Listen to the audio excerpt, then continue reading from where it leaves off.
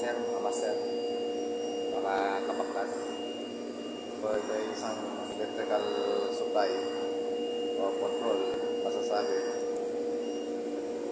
Ito ay nagre-regulate ang aming voltahe. So ito ay tinatawag na voltage regulator po ito.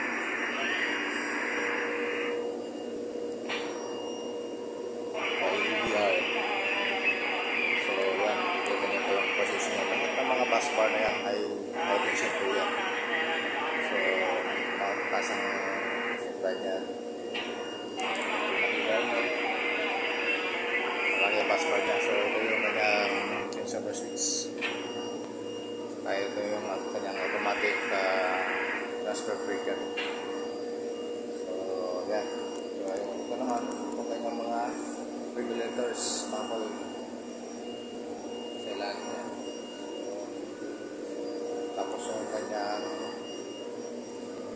brush sa likod, mga blue. Yung kanyang mga brush. So, tingnan natin yung harap. Ano ba yung laman ng nasa harap yan. So, yan. Kita nyo yung kukuha yan ng box. Kasi,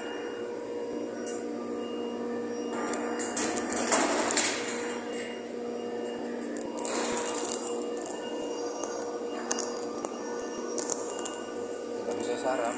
Yung kanyang controller, so makikita nyo dyan yung EVA nya, yung voltahe, saka yung sunset sa nakatap. So electronics din siya. Yan, makikita nyo yung kanyang mga board. So tatlo yung board, bawat isang pasi, isang linya, may isang control board. Tapos yung kanyang brush, tatlong brush, makikita nyo. Diyan naka-adjust yung kanyang voltahe. So ito ay isang automatic voltage regulator. Ayan na siya.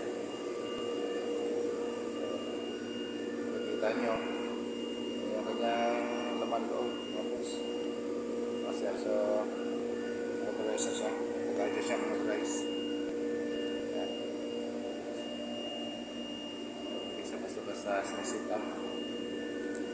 So yung kanyang pang-ilalim niya, mga fan siya sa heater, so para hindi siya masyado mag-init. So mayroon siyang fan, kabilaan siya may fan. So yun, makikita nyo yung kanyang mga bus bar.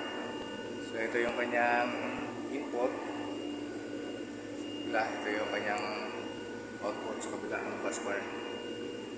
So yan, tapos so sana i-comment nyo ako kung ano tawag nyo sa ganitong klase ng total controls. So, follow na lang, subscribe. So kung meron tayong mga refrigeration equipment, so meron din tayong mga electrical equipments. So isa ito sa mga electrical equipments natin. Salamat po.